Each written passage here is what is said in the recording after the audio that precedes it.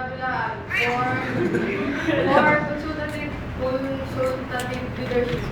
Sa isang pabrika ng sapatos na pinamamahalaan ni Mr. Manalong, isang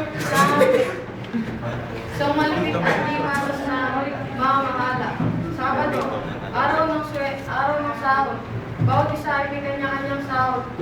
Alinsunod sa kanilang trabaho.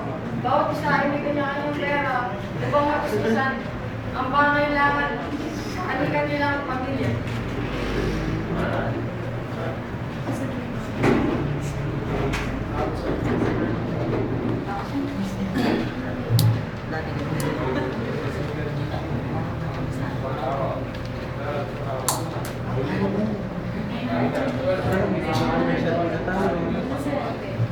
May commercial.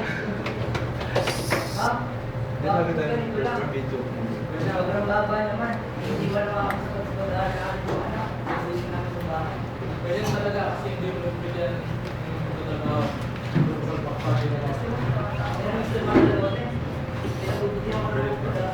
Hindi ko trabaho sa pabrika niya. Ganyan talaga kasi kung ayaw mo reklamo.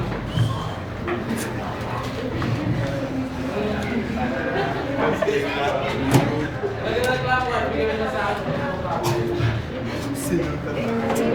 Hindi na nakapagsalita ang mga trabaho. Sa alibay tinagalan nila ang kanilang kulang na sahod. Linggo, araw ng pahinga ng mga manggagawa.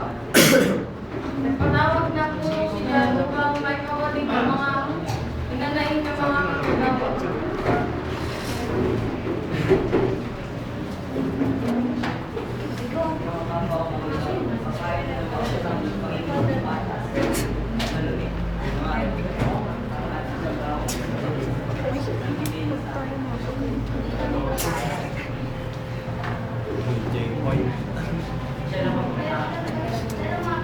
Tatawa.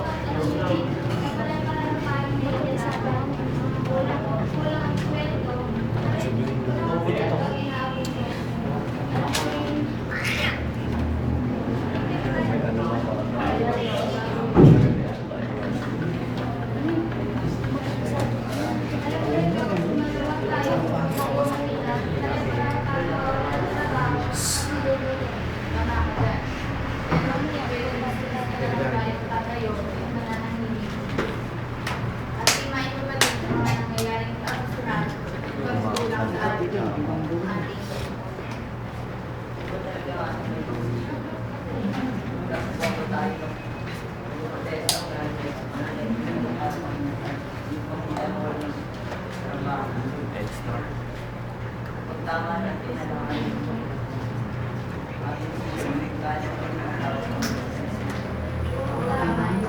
Gagawa tayo ng isang protesta upang ikabatid ang mga